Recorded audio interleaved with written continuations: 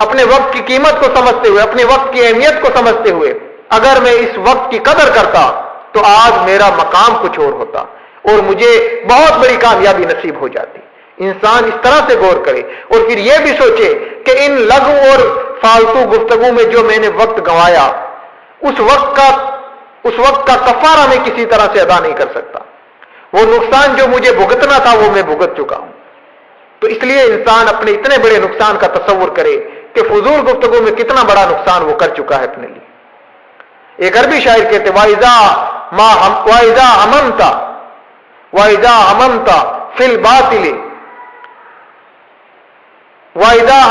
الباطل باللسان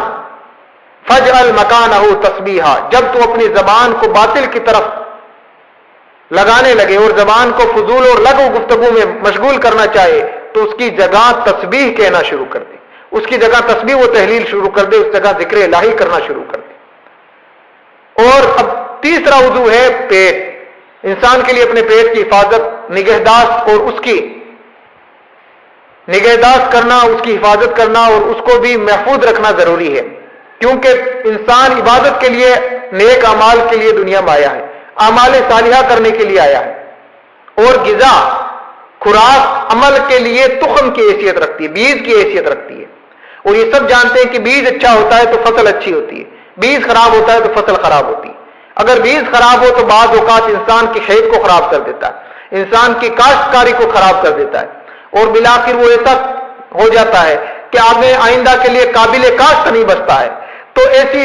ایسا بیج جو زمین کو خراب کر دے یہ سراسر نقصان دہ ہوتا ہے، اور انسان ایسا بیج زمین میں ڈالنا بھی نہیں چاہتا جو بیج اس کی زمین کو خراب کر دے۔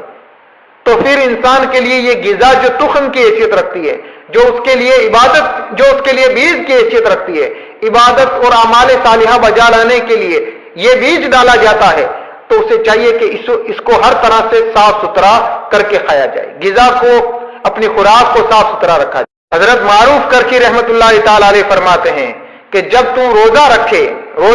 اس کے بعد افطار کرے تو اس بات کو نظر کر، اس بات پر غور کر کہ تو کس چیز سے افطار کر رہا ہے اور کس کے پاس افطار کر رہا ہے اور کس کے یہاں کھانا کھا رہا ہے، کیونکہ بہت سارے لقمے ایسے ہوتے ہیں کہ جن کے سبب انسان کے دل کی کیفیت خراب ہو جاتی ہے، دلی کیفیات خراب ہو کر کے رہ جاتی ہیں، دلی کیفیات فساد کی شکار ہو جاتی ہیں اور پھر وہ اپنی اصلی حالت پر بالکل نہیں آتی۔ اور بہت سارے ایسے لقمے ہوتے ہیں جن کے سبب انسان سال بھر تک نماز تہجد سے محفوظ ہو جاتا ہے، نماز تہجد سے محروم ہو جاتا ہے، نماز تہجد کی توفیق نہیں ملتی سال بھر تک، صرف چند لقمے کھانے سے۔ بعض صالحین نے کہا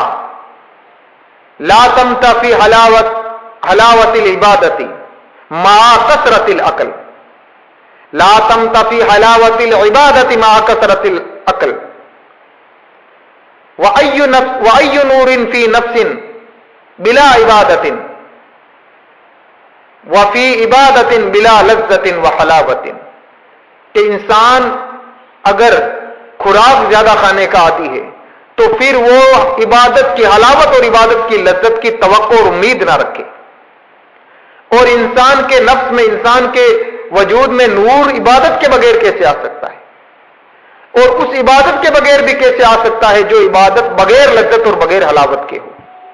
تو لذت اور حلاوت والی عبادت ہی کارگر ہے، اور لذت اور حلاوت والی عبادت، مٹھاس والی عبادت دراصل رزق حلال سے اور کم خوراک سے آتی ہے، صاف ستھری غذا سے اور کم غذا استعمال کرنے سے آتی ہے۔